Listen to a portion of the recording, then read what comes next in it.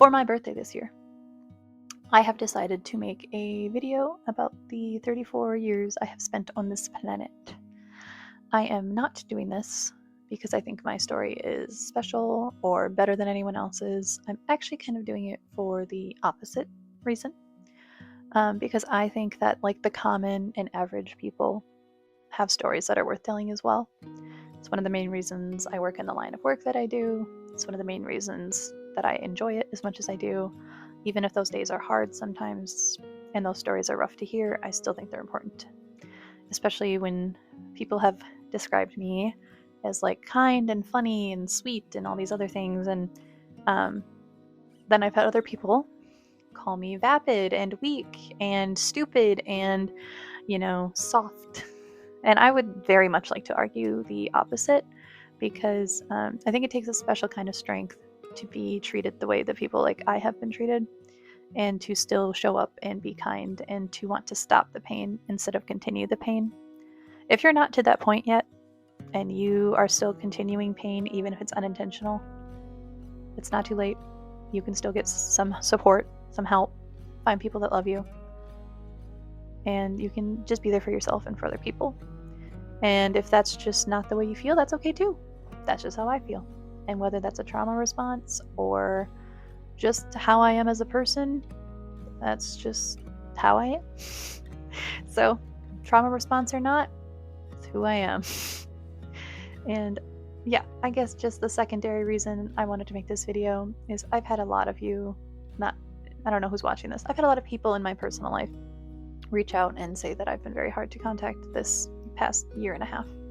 And that is very true. It's not because I don't care about people, it's not because I don't want to be there for people, but it's because I've been drowning, like I said, and I've been trying to be there for my son and for myself and my mom, who had some medical stuff going on, but is luckily in the clear now and will trajectorily hopefully stay that way. But it's just been a lot. Like I said, I lost people to life, to death, to everything in between, and it gets really hard to keep everything together when you don't really feel like you've got it together sometimes, but you have to because nobody else is going to do it if you don't. Like I can't just decide to stop doing the things that I do, even though it sucks because I've lost contact with some people. And I just don't know. I just want to make this video. I'm going to stop rambling because it's already a long video.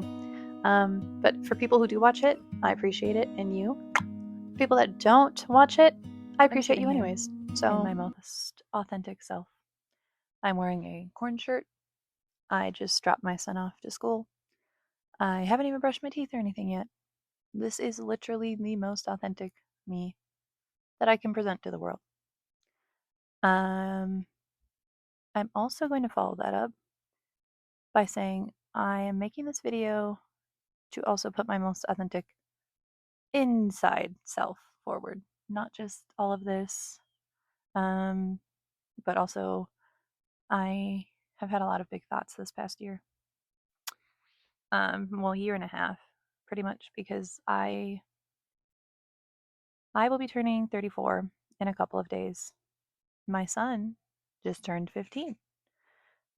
Realistically, he has been, a part of my life almost half of my whole life.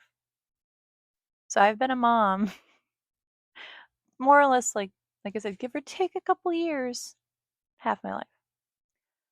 This past year and a half, I lost a lot of people. Some of them were just natural friendships, moving apart, and that's fine. Some of them were actual deaths that really hurt and still hurt and still don't feel real, still feel numb sometimes, still feel like the worst pain I've ever felt. And then the next day will feel like I can still call them up because life and grief are super weird and complicated. Yeah, so just like a lot of stuff this past year and a half, and that's not even including the political sphere, which I'm not going to talk about because I'm not a political commentator. I'm a mom from the Midwest. I have my own morals and thoughts and ideas, and I will stick up for them, but not in this video. I there's a lot happening. It's January 22nd, 2026. So for any future watchers, just look at the news stories circulating around this time. There's a lot of shit going on. Um, and it's all very close to home, literally.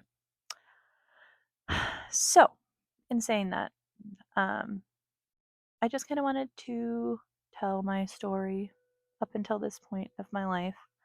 Um, Not saying that anyone even cares about it or that my story is remarkable or so life changing. Um, but I feel like everyone's story is worth telling, and I have people advocate for themselves all the time. And I've told my story before for work and stuff like that. Um, it's actually weird realizing that a lot of my professional scope people know more about a lot of me than some of my private and personal relationships, because of where I work and the scape of everything that we do. We end up sharing a lot of personal stuff. So I guess I want to share that personal stuff with whomever you are watching this. And maybe you're no one. Maybe I'm talking to no one, and that's okay because it's still going to feel good to get it out. So we are really going to go like back when I was younger. But when I was younger, I was obviously born to my mom and dad, Vicky and Terry. I love them. Shout out. Um, I know I was an absolute menace to raise, um, sometimes, but I kept you on your toes, and that's what matters. And I love you both. But things were great. I'm not gonna lie. We had a very good family. Um, you know, we were very privileged. Like I will say, even our house that we moved into when we moved from Minnesota to Spooner, which is where I grew up.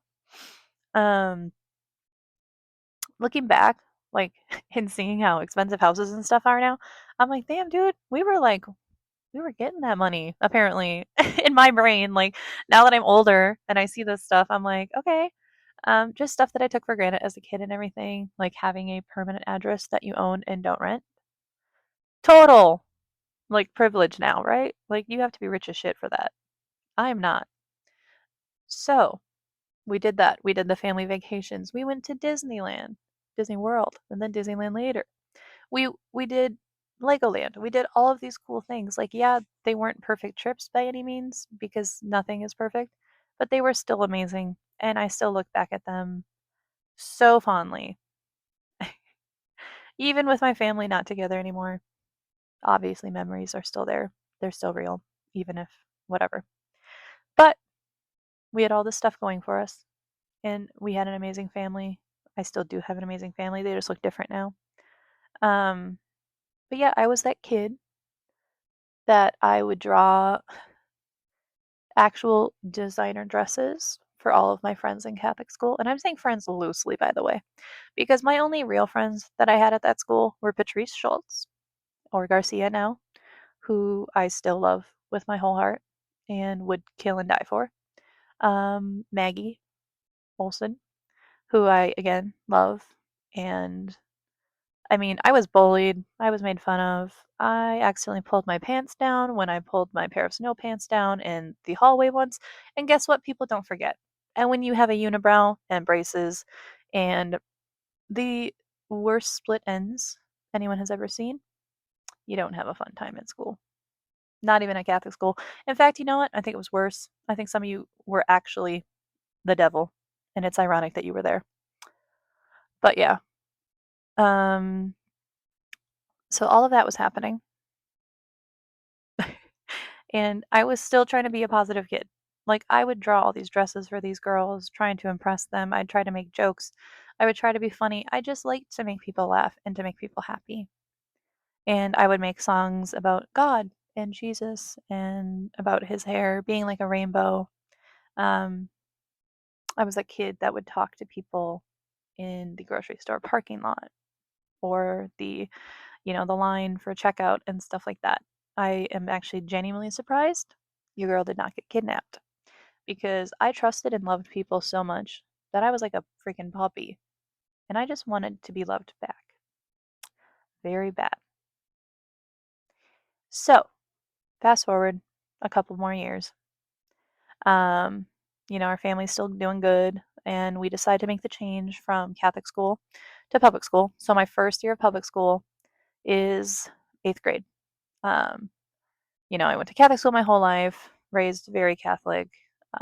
And for people that don't know, the Catholic faith, Catholic faith can be very shame based. Sorry for Catholics out there that want to fight me for saying that. But as somebody that was raised strictly Catholic, a lot of the wording is very like, "Oh, I don't deserve you, but only say the word and I shall be healed." It's like, well, aren't we? Anyways, we won't get into the religious or politics. I swear, we're just going to leave out. But I was raised Catholic. It's a big change going from Catholic school to a now public school, which was huge for me. Very small in hindsight, but for me, it was like walking into Metropolis.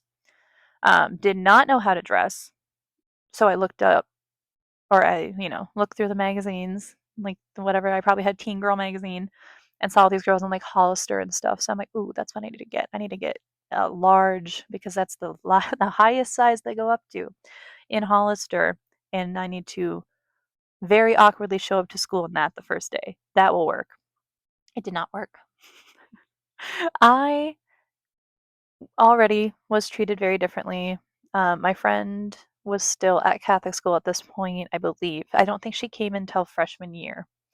Um, so I was very alone, but I was still trying.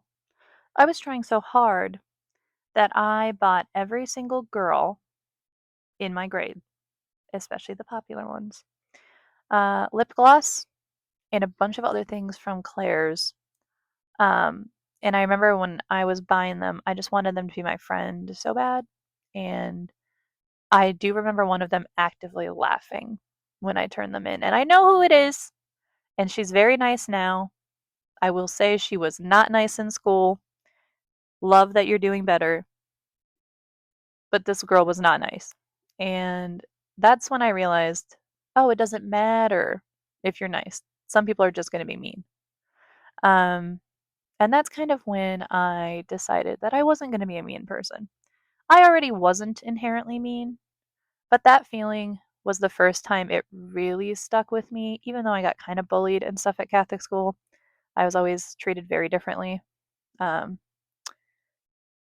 that was like the first moment that really, oh wait, you can be as like nice as you want to be, and some people are still gonna suck. Um, and that was a weird realization for me. So fast forward again, we'll go to freshman year. 8th grade was pretty uneventful for the most part. So now my friend's back. She's in public school with me, living life. I'm super excited. High school is going great. Honestly, freshman, sophomore year, just normal MySpace kid era stuff. Um, a lot of coding, apparently. Made a lot of cool backgrounds. Paramore, Mary Massacre. Shout out to her. She's a real one. Um, and then things started to go a little downhill. Like I said, I would say 8th grade through sophomore year. Very nice. Very good time in my life.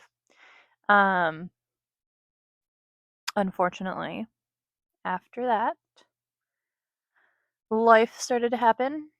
Um, I started to go through some hormonal changes and being very angry at my parents all the time, like all of the time.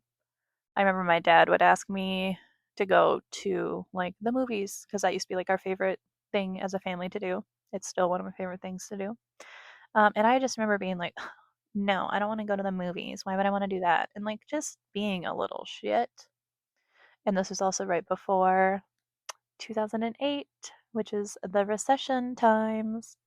So we didn't know that, but we were doing good. We were doing good as a family. Our cousins and everything would come up like if there wasn't school, the cousins were here.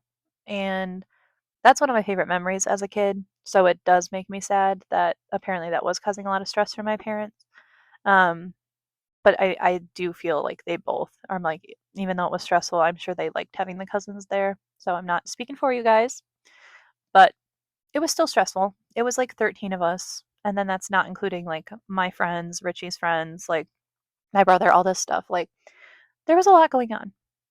And then the recession hit. That's when things really started to get really messy. and I was like fully a teenager at this point, like sassy. I was escaping down to the skate park. I wasn't smoking cigarettes or anything yet because I was terrified of them, but I was still going down the skate park and acting angsty and wearing etnies because they said I was really tough and really cool. And they still do. And I'm going to buy a pair because I'm going to heal my inner child. But then I started to notice some tension with my parents. And this was very hard for me because economy, I didn't really care about. I didn't know about. I didn't really care. I just could tell that they were stressed. But school, I was getting told to kill myself by the older popular kids, getting asked why I had a mullet, getting asked if I was pregnant, just called very horrible things at school. Um, and I started to get curious about parties and drinking, like every high schooler, well, most high schoolers do. And that's not a great combination when you are a very young girl going through a lot in her life. But I said, fuck it, full send, let's do this. So I started drinking and smoking weed, um, but I never had done them together. Also, I want to say trigger warning for this next part. So, like I said, I was raised Catholic, virginity and sexual pureness. Very important in that religion. You know, you're supposed to have sex with the person you marry, and that's it, and you're supposed to fall in love, and yada, yada, yada. Well, one night, I went to a party with my friends. I was like 15 ish, 16.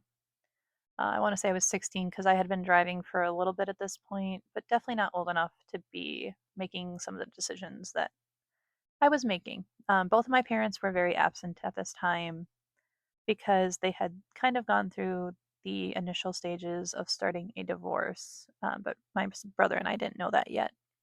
But we obviously noticed some differences, and I was very checked out at this point. But I was, again, 16. Um, so this night, I had dated a guy. And when I say dated, I mean like freshman high school dated. Like, he was like, "Do you want to date me?" And I was like, "Yeah." And then he was like, "Oh, okay, sick." And then I was like, "Mm-hmm." And then we would like talk in the hallways sometimes. So he was sucked, by the way. Like, he led a bunch of girls on and everything. But of course, little wounded emo child, that's like perfect man right there. I'm like, wait, he kind of ugly and he's really mean to girls. Sign me up. So that happened. But then it like ended really fast, and I had not seen this guy since we had broken up. And then he was at this party, and he looked rough. I'm not even just saying this. I looked rough. We were high schoolers, you know, but he did not look attractive to me that night. Just like I'm sure I did not look attractive to a lot of people that night. But that's okay. And I made a joke to my friend because this was the first party that I had smoked and drank at the same time. I had done them separate, but I had never done them together, and I was about to learn why. Um, so I did, and I made the comment to one of my friends, like, "Oh, I should have gotten with him when I got the chance." You know, totally joking. It was a dumb joke. Um, really was, I guess, hoping that the sarcasm would prevail. It did not. So my friend told this person that I had dated, "Oh yeah, like she wishes she would have gotten with you when she had the chance and whatever." And um, he took that to heart. And when we went to go leave, I should not have driven, but I did. And then she asked, once we got back to my house, if we could go to this guy that she was interested's house. And then um, she did not tell me that the person that I had dated was also going to be there. Um, so we get there, her and this other guy, which was like 5 years older than her. And she was younger than I was. So very illegal. Also, I really want to say names, but I'm not going to. because the statute of limitations has ran out for both of these. But respectfully, fuck you both. And so they start making out. I am sitting there with this person that I had quote unquote dated, and they start kissing me. And I kept looking over at my friend who was very involved with the other person at this point. So the person that was by me was like, "Oh, do you want to go in the other room?" So I was like, "Oh, sure, whatever." Um, so we went into this other room. But this other room was a closet, and I mean like a literal closet, not a sliding door one, but like a you open it, like whatever. But there was like big enough, I remember vividly, for a bed to be in. But it was literally like in the whole closet. It was weird. Moral of the story, I don't want to get too graphic. I was very drunk and very high, like blacking out. Like literally, I threw up later. Everything. Moral of the story, this person started to do other things to me, started kissing me, not just on my face, started everything, and I was blacking in and out of consciousness. And again, raised Catholic, your virginity is everything. It is your worth. It is, especially as a woman, that's what you have to offer a man. Um, and to just put it as bluntly as possible, that little 16-year-old me had that taken away that night. Um, it was very hard to talk about still. And yeah, it's great that I can use my story to advocate for other people and stuff, but it's hard. I'm not gonna lie. I can get on stage and I can tell the story and be like, and that's why I help empower other people, but it still fucking sucks and I did not deserve that. And I do want people to know, if you are watching this, that you did not deserve that either. And they fucking suck. You didn't do anything wrong. Like, even if you had made a comment earlier in the night and then changed your mind, which is what I tried to tell myself I did, but I never did change my mind. I was making a joke, and that person used my body, and it doesn't matter because you can be mid act and change your mind, and that person should still stop. Either way, if this part like really resonates with you, I'm sorry, and you didn't deserve it, but we're gonna be okay. So, anyways, that happened. I remember in the morning after, we went to my friend's house, which is right down the street, because it was in this really weird cul-de-sac area. This is one of my best friends in the world. She still checks in with me. And I don't say this enough, and I'm not going to say your name, but you were one of my closest friends. You still check in on me more than you have any reason to, because I suck at checking in with people, and I'm sorry. But I will say this person's name starts with a T, and they're a very amazing person, and I'm very proud of watching the growth that they've made, and that's all I'm going to say. So thank you for checking in as much as you do. Even if I don't answer all the time, it's very appreciated.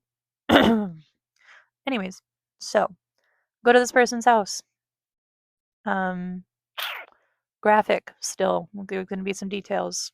I tell her and my friend what has happened. Um, I also woke up and was bleeding, so I had to deal with all of that, and they helped me with that. They didn't like physically help clean me up or anything like that. It wasn't like nothing like that, but it was a very odd moment that it's like when people talk about feeling like you're watching somebody else, this is like the antithesis of that experience. Because I'm like, this isn't happening to me though, right? Like, this has got to be happening in like a movie that I'm watching and it just feels really real. No, it was happening to me. Um, and I think that's why some people have so many issues believing, not just women, but people in general when they come forth with sexual assault. Because they're like, they probably don't want to believe it, but I'm sorry, even if you don't want to believe it, doesn't mean that it's not happening. Um, and then you just pretty much make survivors second guess themselves. But yeah, so that all happened. It was a bonding experience, obviously, but not one that any of us wanted. And I mean, so that happened. Move on. Keep trying to be there for myself when I'm 16. And both my parents are kind of not in the picture. Like I said, I love them both, and this is not a dig at them, but my dad wasn't really living at the house at this point, and my mom was occupied. And there was just a lot going on. And so I was trying to help take care of my brother, but I wasn't even able to take care of myself. Dude, I was an ADHD riddled child. I still am, but I'm an adult, so I can like somewhat cope with it better now. But I was a 16-year-old that had just gotten sexually assaulted, that didn't have a parents, that didn't know I was living through a recession at the time. Um, that was literally just trying to keep it together. And I'm not gonna lie, I had a couple house parties that were stupid. At one of them, my brother's PSP got stolen, and I'm pretty sure I know who it was, which again, fuck you, dude. Honestly. Obviously, it's whatever years ago now, but just fuck all of you that were taking stuff that did not belong to you. But yeah, just doing a lot of dumb stuff. And then, you know, couple, I would say, beginning summer before my junior year and my junior year and senior year were obviously the worst, but junior year was fun. I mean, I had my friends. I had really good friends this year. My parents were obviously still getting split up, but it was like more normal in a way. Like there was issues. I was trying to go to therapy with my parents. There was like a lot of stuff. Like the therapy, I honestly don't think was handled well either. Like the guy had me sit in with my mom and my dad and listen to them say how much they didn't love each other. Like I apparently wanted to, is the thing. I don't remember wanting to do that. I obviously believe that I probably did want to do that. Because I was a very stubborn kid and I think I had a lot of anger. So I don't know if me being there, I was like, well, now they have to say this shit in front of me. Or if me being there was just like me trying to be close to my parents still, even with everything happening. I don't know. But apparently I wanted to be there for that. Um, so, we were trying therapy, we were trying to do this other stuff. This is when I started to first have anxiety attacks. I couldn't be around certain people because they would remind me of that one party where the stuff happened. Like, just a lot going on. And I'm skipping small details of just like normal high school drama. I'm just talking about the big stuff. And then a couple months later, I was at a party and that same person showed up. Um, and they had actually come up to me and said shit like, "Oh, it was so nice partying with you last time. So nice." And they had never acknowledged what they have done to me. They never have. They never will. They've never apologized. They've never had any legal repercussions for it, anything. And it is what it is. But so I just had constant little reminders about stuff like that and other things going on that were just really hard. My grades started to slip horribly to the point where I was failing a lot. I was not getting my assignments in. I was not doing the things that you were supposed to do in school. So, fast forward past like my junior year, which, like I said, good friends, good group. My senior year was the roughest because at this point I had gotten in a fight with my parents, especially my dad. At this fight, to the point where we ended up like screaming at each other. Um, my dad was already really stressed with the divorce and everything, and so I mean there was just a lot of big emotions on all sides. But I ended up like screaming at my dad. He ended up screaming at me. I said something about, well, then I'm just gonna like fucking leave, and then he's like, okay, then fucking leave. So I packed all my stuff and I moved out, and I told people I got kicked out. Um, which like, I can do the mental gymnastics all the time being like, well, they should have fought for you to stay there. They should have whatever. But like my parents are not perfect. No one, again, I'm going to say this so many times in this video, but no one is perfect. My parents included. Um, so I don't hold any ill will or anything towards them. I just try to be better. And I don't mean like better than them. I just try to be mindful of all the stuff that I went through being a mom and stuff now. And I also look at it from their point of view as a parent, and it's offered me a lot of understanding towards them and where they were coming from and how it's so hard to keep it together when you have all these other things going on and you still have to be the caretaker.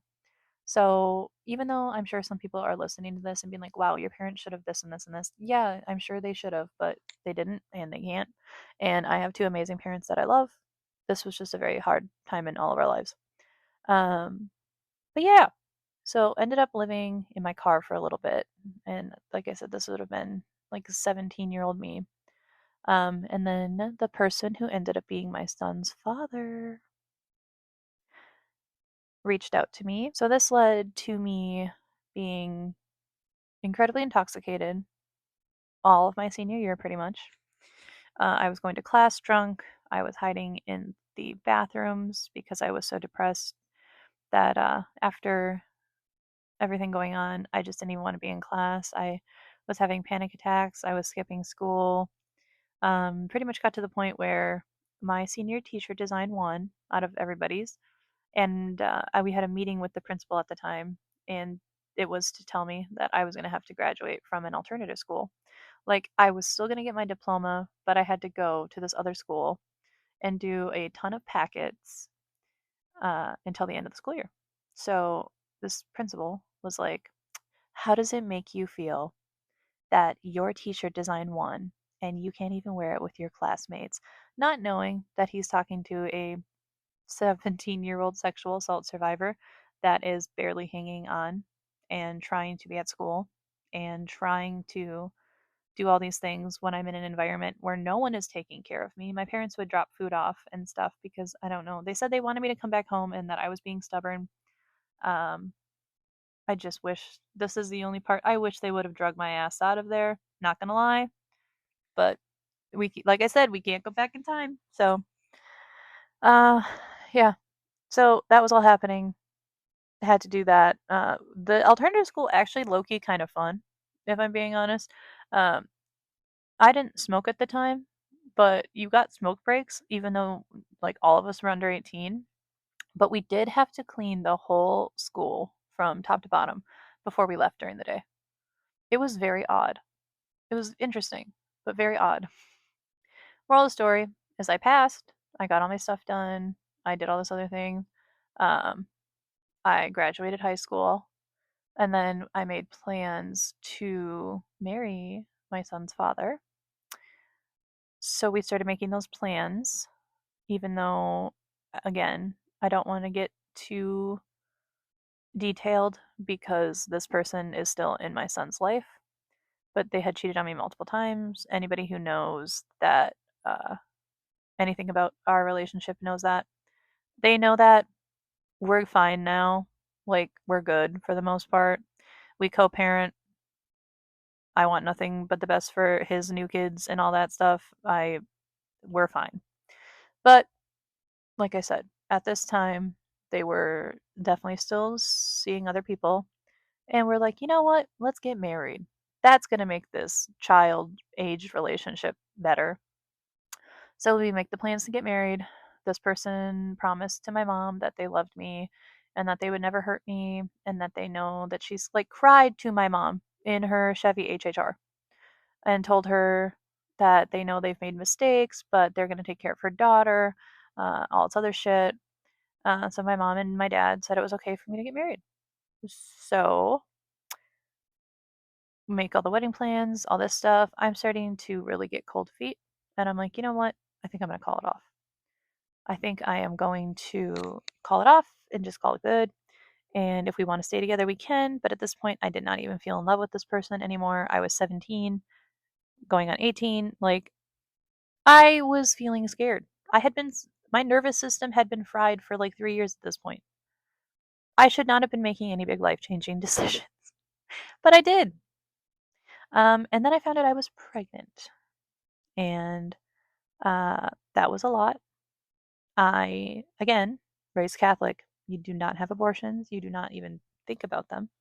And I'm not gonna lie, I'm like not pro life, not pro choice, but just for me, It just didn't feel right. So I guess I should say I am pro-choice. But for myself, I was like, I can make this work. And I'm very happy that I did because my son is unapologetically the best part of my life. I love a lot of you, but he is literally the best part of my life and he saved me. But we'll get to him later. So find out I'm pregnant. I don't call off the wedding. I get married. I found out more cheating stuff, more all this other stuff. Moved to Hayward, Wisconsin, where I am completely removed away from most of my friends and most of my family.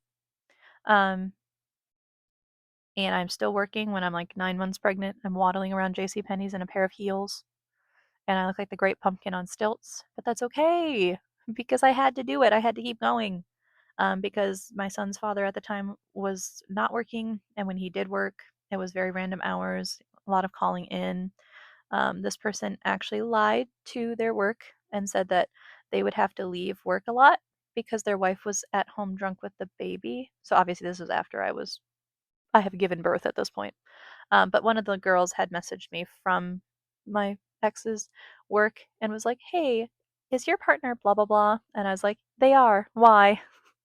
And she was like, "They leave work like all the time and say it's because you're at home drunk with the baby, but like I just like look at all your pictures and you just seem like such a good mom that I wanted to say something." And I was like, "Oh, yeah, I don't even drink at this point in my life, so that's not true." Um, okay.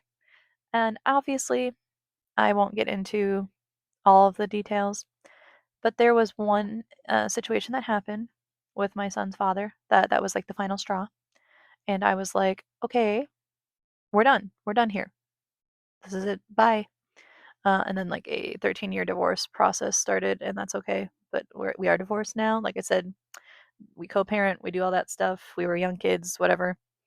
Um, but yeah, so we got divorced finally years later. Um, but after all of that, we did separate before the official divorce and everything. Like I said, for 13 years we were separated, which is embarrassing, but it's true. And I said I'm going to be authentic in this, so I'm going to be authentic. Um, so yeah, I mean, things were not super tumultuous after that, but then I made the decision that I was going to move because at this point I had been living with that person, and then when I moved out, I was living with my mom in her duplex where we had kicked him out because of said event, where I finally had broken it off. And then I was living with my roommate, who was a very amazing person.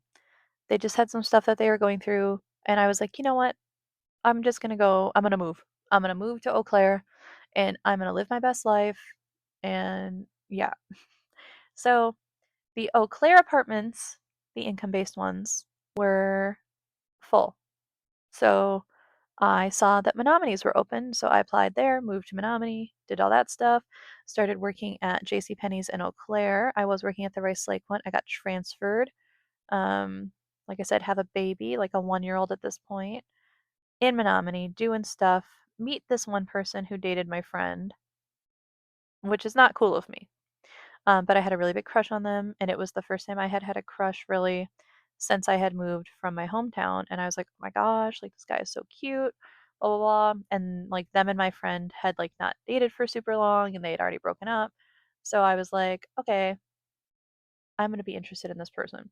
So we kind of start having a thing and all this other stuff. I'm not even getting super detailed with this person. Moral of the story is they had sex with a girl in the room next to me, knowing that I was awake and like could hear it. And their roommate, who is such a good person, they're like a mom and stuff now, they're killing it. They were so nice. They took me out and they were like, let's just go get food. Like, let's whatever. So ended up having a good friend, but again, just another bad situationship. Very not cool person. They were taking a bunch of my money and said that it was going to rent, and then I found out that their mom paid their rent. So, hope you're doing better in life and not being a piece of shit. But that was weird.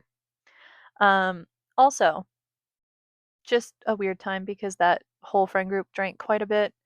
Um, like drinking is not a good part of my life. It's something I actually really struggle with. Like I can drink and have fun, and I don't go overboard, especially now that I'm older. But younger me could hold her own. and then she couldn't. I had days where I was like, what the fuck, bitch? But yeah, so drinking heavily again, officially 21. Um, Finally kind of leave that person after having a very odd dream that most people that know me personally know, but ended up not being with that person anymore. Actually ended up having a another situation where I had a group of friends that we all met from working at Walmart together, and I we had a acquaintance that lived in Colorado, and he would come up for events with like Stout and with our friend group and everything. And he had stayed at my apartment like almost every time that he had come to town. So to me, it wasn't even like weird. I was like, oh yeah. And like at this point, we'd always been kind of flirty, but then he started dating one of the girls from the friend group and they're actually married now. Yeah. And one night, again, this is trigger warning, but we were all out at the bars in town and he kept buying me drinks and stuff and he kept saying it was because I was letting him stay with me and I was like, oh yeah, it's totally fine, dude, whatever. But he kept buying like sangrias and like really strong drinks and stuff that I didn't usually drink, but he's like, well, I can afford it, it's fine. So I was like, okay. And we get back to my apartment and then he's giving me like spotted cow, which I still cannot drink to this day, but he used to get it because he couldn't get it in Colorado, so he'd get like a bunch when he was in town because it's so good. And he was like trying to make me like slam them. And at one point, I literally, hand to God, was dumping the beer in my in my poor plant next to me, my bonsai tree that I miss horribly. I did not kill it from the beer, by the way. It survived many years after that. It actually died because somebody knocked it over, which I'm still not over. But moral of the story, he is with this woman that he is now married to at this time. Um, and I had to work at 7 a.m. in the morning. So I was like, you know what? I'm gonna go to bed. I'm tired. I'm gonna go to sleep. And when I was laying in bed, I had the spins really bad. And again, trigger warning again. Just fast forward if you don't want to hear essay stuff. But he did come into my room and proceeded to um, assault me. And again, I was very intoxicated. I don't remember much of this one at all. I just remember waking up to my bottoms removed, um, and him in my bed and being very disoriented, very hungover, very sick feeling, especially because I do still and did care about this girl. And if you hear this for some reason and you know it's about you and your husband, I'm sorry. And I'm sorry that I never told you. And I'm sorry that I haven't told you yet. There is a weird block in my brain that won't let me tell you. Um, because in like my fucked up way, I don't want to ruin your marriage, even though I don't think you should be with him, period. Um, but if you do hear this and you know it's about you and him, I am sorry. And if you hate me, that's okay. It's not okay that it happened, but just know that I would have never wanted it to happen. And I mean that from the bottom of my heart because I was not even interested in this person. Still not. And one way you can tell if I am talking about you is I kept you on social media, but I removed him off everything. And this was like 8 years ago. I just randomly off everything.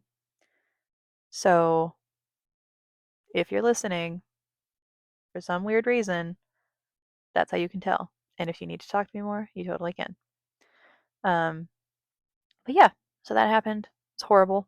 Um, had to go to my job where I literally talk to people and then, oh yeah, so I work in mental health and substance use. I've been doing it for like 10 years now and it's been great. Obviously, some days are harder than others, but moral of the story is going to that line of work after something like that and having people talk to you. It was very hard, a very hard time. Um, and yeah, so again, I'm just going to fast forward a little bit more because after that point, I actually entered a very nice relationship. Met the person at Goodwill in town. They had their own mental health stuff going on, but very nice person, very kind person, very, very artistic and talented, and they love their family. Like, honestly, just a great person. It's probably one of the few ones that I'm like, yeah, probably should have like tried to make that one work more, but I was really young and really traumatized, and they also had a lot of issues and a lot of mental health stuff going on. So we just weren't a viable couple, and that's okay. But I also wish nothing but the best for them, and I genuinely cheer for them on the sidelines literally all the time. But yeah, so that was like a 3-year relationship that was good. Um, After all that stuff, and it was like quite a good nervous system reset. But like I said, because I was so traumatized and not going through therapy or doing any of this stuff, and then taking on all of these other things from other people, I was starting to get very burnt out. So then me and that person ended up breaking up, and I ended up finding a new friend group after a lot of my Walmart friends ended up moving away and stuff, or getting married, or life just happened. I got this other group of friends that are very funny, very awesome people, but they were all in college, and I was out of college. I only did like 1/4 of college. Also, I'm not even going to try to sound like cool, but yeah, they were great, but they really, really, really liked drinking a lot, and as I've said before, drinking not necessarily great for me. So I was drinking like if I did not have Chase, I was drinking. Like if I worked the night before, I would just go as late as I could and then go to work hungover and feeling gross and everything. Like, this was my most selfish phase. I was not being a good friend to my other friends that were sticking around for me. I was, like I said, if I did not have my child, I was drunk. Like, I had a lot of issues and they were not getting addressed at all. I got an antidepressant, but was mixing it with alcohol and all this other stuff. And it was just a really bad time in my life. I don't tell a lot of people this, but I literally got arrested one night. Um, I'm fine with people knowing it now, and it was really stupid and it got taken care of. But yeah, I definitely sat in a jail cell for a little bit one night, and that was the night that I was like, I think I should get this together. And yeah, so like I said, that all got sorted out, and it's not even like on my record or anything anymore, but it was still a lot. And at this point, I'm like wallowing in my own self pity. Like, I've had so many weird things done to me and whatever. And I was like head over heels for this biker guy. And I say that, and people are like, oh, biker. Like, no, he was actually a good person. Like, he is. Like, we were just really young and stupid, and everybody was drinking too much. But like, I was trying to seem really cool because I was older. I was lame. I like I don't know, was trying to be cool, whatever. I never really got to be a kid. So this was like that era. That was like my second childhood selfish era. But like I said, moved past that. A lot of them graduated and moved. But one of them, one night, um, again, I'm just gonna fast forward through a lot of these because some of it is really graphic. But this is my last essay thing that I have to talk about. So again, fast forward if you can't handle it. But this was another friend in that friend group that we had stayed, either they've stayed at my apartment, I've stayed at their apartment, vice versa. Like, one of my best friends, who I still adore, lived with him. But apparently he like had essayed like multiple women. And one night I was with this group of friends out at the bars, and they were all going to go to the guy that I had a crush on's house. And him and I were not in a very particularly great spot at this point. So they all decided to leave me. And my best friend was out of town, the one that lived with this other guy that I'm talking about. Also, I want to note that the biker guy is not the one who essayed anyone. He was like a very nice guy. Seriously, he walked multiple women home. He was a cool person. So don't get that part mixed up. But this other friend, I tried to walk home after those guys just left me at the bar. And my best friend was like, I know I'm not in town, but like, you can just go to the house. It's unlocked, and you can go sleep in my room. So I was like, okay, bet. So I tried to walk home, and it was in the winter. It was very stupid. I was very drunk. And this guy pulled up next to me, and it was really cold. And he's like, I had heels and stuff on. So he's like, do you want to ride? And I was like, no, I'm okay. Like, eh. And then he's like, come on, please. Like, it's cold. Let me give you a ride. And I was like, okay. whatever. So I got in the car and he did bring me to my friend's house, and but then when I went to go leave, he was like, "Oh, I'll let you out." Like he locked the door and he's like, "I'll let you out if you give me a kiss." And I was like, "No." And then he's like, locked it again really fast when I tried to unlock it. And I was like, "Bitch, no." And then swear to God, I went, "Okay." And I went to go kiss him on the cheek, like, "Mm." And then I elbowed him and I got out and I ran up the stairs to my friend's apartment because I was like, "Not today, bitch. Not today." And I know that was stupid. Everyone can call me stupid. I know it's stupid, but that's where I was at. I was like, it was like 8 or 9 years ago. So sorry, I was dumb. But moral of the story is my friend came over and he was very sweet and he lived kind of near. So he was there with me, calming me down and whatever. And then one of the other guys who lived there showed up and he's like, "Don't worry, I got it from here." And my friend, who's still a very good person, was like, "Okay, like I'll be down like the road pretty much, like blah blah blah." And I was like, "It's okay, I'm just gonna go to bed." So then I went to go lay in my friend's room. Fast forward again, this other guy that had shown up who lived there came into the room and got on top of me and started doing stuff. And like I guess, like I said, put the pieces together. This would be the third one and final one of my life at this point. I pray to God, last one in general. And for people that are like, "Oh my God, how do women like get in these?" No, these are all people that I trusted with my fucking life and we're friends and are contributing members of society. And one works for fucking NASA, bro. So if you're sitting there saying, "Well, they shouldn't put themselves in this," no, maybe people shouldn't fucking rape people. And yeah, that's all I'm going to say about that. So if anybody has any comments about, like, well, maybe you should just fuck you. It's a moral story. That happened, grew away from that friend group. Most of them graduated or left. Deuces. So now, COVID, all that stuff hits, blah, blah, blah, blah. Everybody's in stasis for like 2 years, wearing face masks and loving life. Um, and then we're kind of to where we're at now. And I know it's like very anticlimactic, but I just wanted to say that I've had just those experiences, and those are like very small. I've like really watered down all of those stories because I'm so tired, to be honest. And I I'm at a point now, like I said, this past year and a half, I broke up with someone that was not good for me. I will not get into details, but it was a very unhealthy relationship.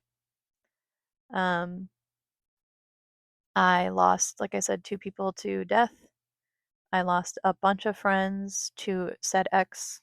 Like, and I don't mean that in like a, they took them, but either they just had friends that stayed with them, and I have my friends that kind of stayed with me, and that's okay. Um, and just, to life in general, I lost people, and I've been kind of down. I'm not gonna lie about that. It's incredibly hard. Like I said, I think everybody just assumes that everybody owes them their time. Like when you send a message or when you call, like you're like, "Oh, they have to contact me back." Well, technically, no, none of us have to do that. Like it's just us all trying to be there for people. And I am so exhausted. I'm going to be honest. Being there for everyone, it's very hard because, like I said, just an average day for me from 6 a.m. to when I lay down, it's literally wake up, get ready, get Chase ready, go to work, go to probably a second client, go to the gym, come home, clean, check emails, do service notes, do all the stuff I need to do, hang out with my son for those little bit, like those few minutes that I actually get to hang out with him without having a bunch of people blow up my phone and say all this other shit and being like, "Oh my God, you're like so hard to get in." I know I'm hard to get a hold of, but it's so like, can't we just like live though a little bit, please? Sorry that's a little tirade. Sorry that this whole thing has been a tirade. But I just kind of want people to know where I'm at in life. Like I'm gonna be 34 in a couple days. I'm gonna be very honest with a lot of you. I'm gonna keep trying my hardest to answer my phone and to be there for people. But I need to be there for myself right now and for my son. And I love people to the point where it will destroy me. And it has been destroying me for practically my whole life. The fact that I'm no longer that girl that will talk to people in the grocery store line. I literally go with headphones and stuff in now because I don't even want people to talk to me. And, I used to love so much, and I still do. But I guess it just hurts when you've been shown from such a young age that that love can be taken away or it can be situational. It's really hard to trust things besides like yourself and like the things that are almost undisputably not going to change. And it is just really hard. And I'm like constantly torn between wanting to be there for people and wanting to literally just move to Alaska and not talk to anyone and just try to be there for myself and my son. And it sucks feeling like a shell of yourself. And I'm not trying to be emo or anything like that. Like, I'm good. I'm happy. I am. I am genuinely happy. Um, but I'm tired. I'm really tired. I'm exhausted and I don't want to be. I want to be there for people. And then in my brain, I'm like convinced no one's going to be there for me. Because, like I said, when you get shown all this negativity your whole life and just like, oh, yeah, you can have this nice thing if you do this for me, or if you do this, it just starts to suck a lot.